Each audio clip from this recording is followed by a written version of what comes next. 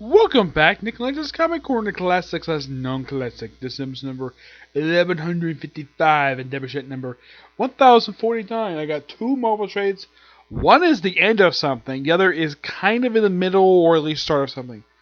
First up it is S.H.I.E.L.D, the Human Machine. Collecting S.H.I.E.L.D. Volume 2, issues 1 through 4, S.H.I.E.L.D. by Hickman and Weaver, issues 5 through 6, and S.H.I.E.L.D. Infinity. Written by John Hickman, artwork by Dustin Weaver. Now, you are probably going to be asking the obvious question. Okay? Why the heck would there be 4 issues and then basically you have 5 and 6 of S.H.I.E.L.D. by Hickman Weaver? There is an explanation for this. Okay. The series was coming out every couple months, like the first volume was. But for some reason, and this is where live heat comes in when it comes to this particular series. Yeah, this one right here.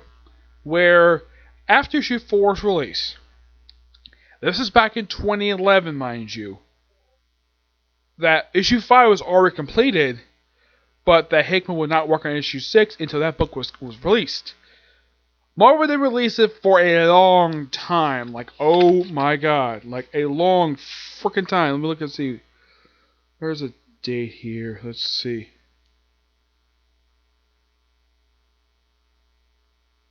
Yeah, I think it was not until like 2019 when they finally released that issue.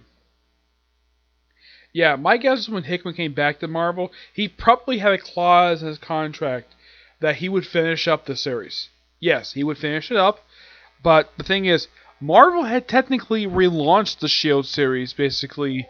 There was an unreleased S.H.I.E.L.D. title released like not long after this by Mark Waid. I've already reviewed that already. Yep, same name, completely unrelated series. That one featured the cast of Agents of S.H.I.E.L.D. And I should point out, though, the first trade for S.H.I.E.L.D. was released back in 2011. 9 years ago. This came out last year. Now, in the case of Infinity, in case you wonder about that, that was released between the volumes. Yeah, Infinity is just this big one-shot, basically expanding upon the characters. If you're forgetting exactly what the heck S.H.I.E.L.D. was, it's simply put, Hickman doing a very good and, in my opinion, very, very popular retcon to basically establish that certain characters, real-life people, did slightly different things or, in fact, are still alive present day. For example, Leonardo da Vinci fought Galactus in the Renaissance. Or having the Brood show up in Agent Egypt of all things. Having Imhotep. No, not the Imhotep from the movies with Brandon Fraser. A completely different Imhotep, the real life one. And that forming the base of S.H.I.E.L.D. And the leader of the Brotherhood of the S.H.I.E.L.D. was, at one point, Galileo. Yes. Who got killed by Sir Isaac Newton. Yes, the guy who basically came up with the 3 laws of physics and is obsessed with apples. Though there is a Star Trek retcon involving him where the apple that fell on his head, in reality, it just randomly fell on his head. In Star Trek, it was a Q who just happened to beam out of the tree and hit Sir Isaac Newton's head with an apple. And he's obsessed with apples. Yeah, and the thing is, him, Da Vinci, and Galileo were alive for a long time. Da Vinci's alive because, get this, he transferred his mind into a robot. Yep, that's the reason why one of the greatest minds in the history of mankind, Leonardo da Vinci, is alive in present day. And, get this, it was kind of implied in the first series that the main villain was Night Machine, who turned out to be Nikola Tesla, a good friend of Mark Twain. Yes, the guy who was notorious for inventing a death ray and had various experimentations with electricity back in the early 1900s. Yeah, Nikola Tesla. That guy. Yep, and the main character series name is Leod. You see, his father is Sir Isaac Newton. Yep. Not kidding about that. That's That's simply what they established here. I thought it was Da Vinci. No, it was actually Sir Isaac Newton. Why Hick made Isaac Newton evil, I don't know. And mostly, with the exception of the whole Brother of the Shield thing, most of their history is pretty much canon to this book. We also have Nostradamus. Yeah, he's part of this organization. Yeah, the guy who, get this, predicted 9/11 400 years before it happened. Yeah, his prediction was that there was two large buildings, and there was like this little stick about going to a building. Yeah, the guy was known for predicting a lot of stuff. Some of the stuff really happened. And Zheng Heng, I think he's some Chinese warrior. I'm not all that familiar with him. Yeah, the only fictional characters I've found in the series, and that's Nathaniel Richards and Howard Stark. Originally, these two were going to be Reed Richards and Tony Stark, but they changed it to these two. Not a bad idea. It would be kind of strange to see that Iron Man and Mr. Fantastic are active in the 50s and part of this group. Here is Nikola Tesla. He's Night Machine, and he's Leo's stepfather. Yep. Yeah. Now, pretty much the whole thing is about bringing about the end of the world. And it was part of some cycle, so they go into the future to stop it. And they do. Yeah. But this is a fun series to read. I love it. And I did a review of the first volume for the series. I actually kept this in my old house. Yeah, here's the original mini-series for S.H.I.E.L.D. Yeah. Released back in 2011. Yeah. And here's second volume. This series is very good to read. I highly recommend it to people who are fans of Jonathan Hickman. I give this book roughly a 9.5 out of 10. It's fantastic. Yeah. And now I own both books because I love the series. I got it purely because of the fact I loved the series. Yep. Now, moving on to a Dick Marr book launched just a few years ago, though it ended really quickly, after 10 issues. Yeah, this is basically an ongoing series that, as far as I know, no one asked for this. Yeah, made this an ongoing series after a crossover of the same name. Monsters Unleashed. This is the first of 2 volumes of the series. Monster Mash, collecting the first 5 issues of the 3rd volume of Monsters Unleashed. Yeah, the first volume of Monsters Unleashed was a one-shot release back in the 70s. The second volume was the titular mini-series that was a crossover. This is basically the ongoing series. The main character series is his name is Ken. Well, he's known as Kid Kaija. That's his code name. He basically draws monsters. Yeah, this guy did This guy actually plays a very tiny role in the Human vs. X-Men. Yeah, he's an Inhuman who can do this. Yeah. His main supporting character and his bodyguard, the smoking hot Alyssa Bloodstone. Now, those of you probably asking, hey Nick, who is Alyssa Bloodstone? She's the daughter of immortal monster hunter Ulysses Bloodstone. And she's not the only child of Ulysses Bloodstone. It's also Colin Bloodstone, who's gay. Yeah, he's gay. Yeah, they revealed this pages of Avengers Arena. Her brother is somebody that she doesn't want to talk about. And at one point, I thought that she died. Yeah, at one point, I thought she killed herself because she wanted to end the bloodline of the Monster Hunters. Yeah, I thought that she got killed in Marvel's Sister Spectacular #2. That's what I thought she died, but nope, she's still alive. Yep, she's still alive. Because Marvel just don't kill her as that. I think other continuity, but yeah, she did die. And in line that basically did Kaiju confronting the Man. Yes, the Man. And the Intelligencer. I was thinking, what the heck is the Intelligencer?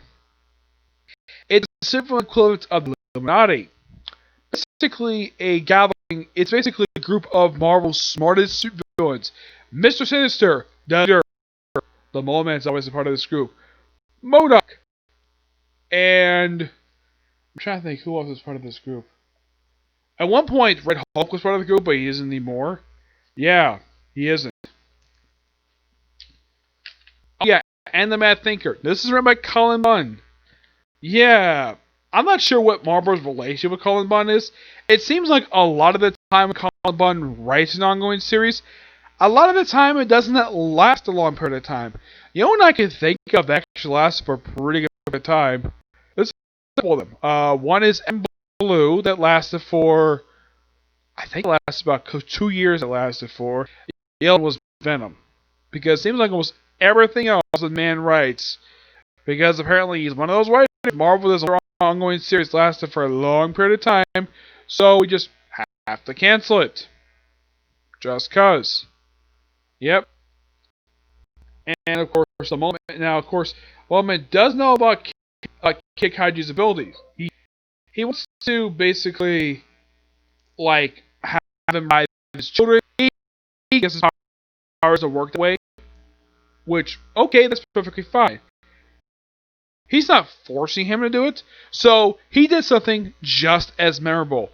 At the end of this, he actually did something really nice for the Mole Man. He drew a really good picture of the Mole Man and his children, which he loved that. I'm sure he's going to treasure it. Yep. And, oh yeah, and Dum Dum Dugan's in here too. And he's an idiot. Yep, Colin Bunn writes Dum Dum Dugan, a character created by the late Stan Lee and the late Jack the King Kirby, writes him to be a complete idiot. Like, oh, we have a monster, take him down. Oh yeah, I get the fact why he's fighting monsters, because he was in the Godzilla ongoing series in the 70s. Yeah, that weird book. Yeah, he was in that book as a recurring character. Yeah, he appeared for almost the entire series, where he was basically leading the American group to hunt down Godzilla. So he's fully versed in hunting down monsters. And all he did was put people in danger.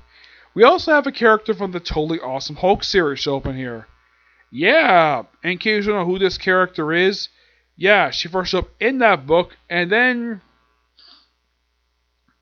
yeah, she appeared in this book too. It's the only book I can think of she's appeared in. Yeah, if you want to think of another really good book by Colin Bunn, aside from Venom and X-Men Blue, another really good one is Drax, we drew CM Punk. Yeah, this is a character not created by Colin Bunn. This is a character created by Greg Pak.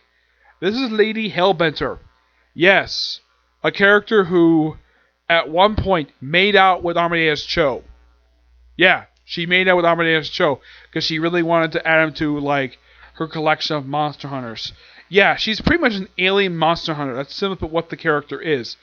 And I at least got handed to the artist here. The artwork here is actually pretty good. Now, this book's artwork is done by David Bonner, who does the first 4 issues. The last 5 are done by Roman Bachis. Yeah, despite the change of artwork, it's actually not that bad of artwork. Here's the original artist of the book. Yeah, look how great he draws the monsters. And then with issue 4, we have a slight change of artwork here. Yeah, with issue 4, there's actually a change of artwork. And in the case of our book, it's not that bad. Nope. Yeah, here's the artwork by Roman Bachis. Yeah. Like, okay. What's a good one here? Here's how this person draws Elissa Bloodstone. It's not bad artwork. Yeah. I like it whenever if Marvel's going to place an artist, can at least have the artwork look good? Not the case of Weapon X, where it looked pretty bad. This book still has consistent artwork in it, which is good, despite it being drawn by 2 different artists. Unknown why they decided to change artists for after just a few issues. Yeah, I've seen artists change after 1 issue, or at least a one-shot. Yep. But this is a good start for this series. A series no one asked for, but it was a pretty good series overall. Give this book roughly a 9 out of 10. Actually, a pretty damn good book. Excuse me. Yeah, am I going to get the crossover book and the fun book that comes after this? Possibly, yes. Also, I should point out, though, if you're wondering how much this trade costs, $15.99, which I'm not that surprised. Because it's a book featuring monsters. What you going to do? And I do have a couple theories of why this series ended after its 10 issues. One theory, because the whole Inhuman stuff. Yes, because his character is Inhuman, and people from the period of 2015 to 2017 were not really a big fan. Actually, from 2013 to 2017, were not big fans of the Inhumans' forced push. Yes, Marvel was giving them a push, and the readers didn't care for it. And this was actually one Humans book. One book relates to the Humans franchise that no one wanted. It's a series that's probably the reason why the book ended, because it's a book that no one wanted and no one asked for. My only guess is the reason why they ended it after a short period of time. Low sales. Yeah, it probably wasn't selling too well. That's probably the reason why they ended it. Bunn himself, I don't think he's ever spoken about this book. Yeah, that's a strange thing about Colin Bunn. I haven't seen many interviews with him where he talks about various books that he has written. I mean, well, let's say another series that got canceled after like 10 issues that he wrote. A series called As Guardians of the Galaxy. A really good series that got canceled to 10 issues because of War in the Realms. Yes. Let me list some other great series Colin Bunn has written that got canceled very quickly. Fearless Defenders. 12 issues. I'm trying to think what books was there he wrote. Let's see. Did he write it? No, he never wrote Avengers book that I could think of. No, I don't think he did. X books. I can't think of any right now. Yeah. Colin Bunn himself is a good writer. I've never come across a bad book by him. Oh yeah, he did write all the Deadpool miniseries that came out from, I think it was from like 2010 to about 2018, I think it was. He wrote a lot of miniseries for Marvel. He even recently came back to doing Venom, which I like the fact he did that, but why they doing Absolute Carnage, I have no idea. Yeah. But not much else to say about these two trades. They're both good. And if you want to check out Monsters Unleashed, go right ahead. I'm not going to stop you. But I would check it out purely for the fact that if you're a Cullen Bunn fan, or if you're interested in the Marvel monsters. As in the case of S.H.I.E.L.D., everybody try it out. It's good for everybody. If you're a fan of Jonathan Hickman, or you're a fan of simply something like, if you have Assassin's Creed because of Leonardo da Vinci, yeah, if you're a fan of the Renaissance stuff, I do recommend checking out S.H.I.E.L.D. It's a really good series. It's only just a couple trades. The first trade is $19.99, which is pretty reasonable for 6 issues. This trade here costs more. Yeah, this book, Marvel charged $24.99 for this book. Yeah, and here's the strange thing with this book. There is like no caption to explain what the heck is going on here. All we get a quote is, "This is how the world is." This is how the back of the trade looks. And this is the way it looks for Monsters Unleashed. You got some text there to explain what's going on. Not in the case of S.H.I.E.L.D. Nope, not in the case of S.H.I.E.L.D. Now, I am planning on getting the Secret Wars series by Jonathan Hickman. I love that series. It is so damn good. I will eventually get that in the future, but it just depends what I get next. Okay, so yeah, that's it for singular review. My next video will be a review for newest episode Black Clover, and maybe I got time. I will do a first review of my third video for Free Up today. Okay, but until this next video, bye.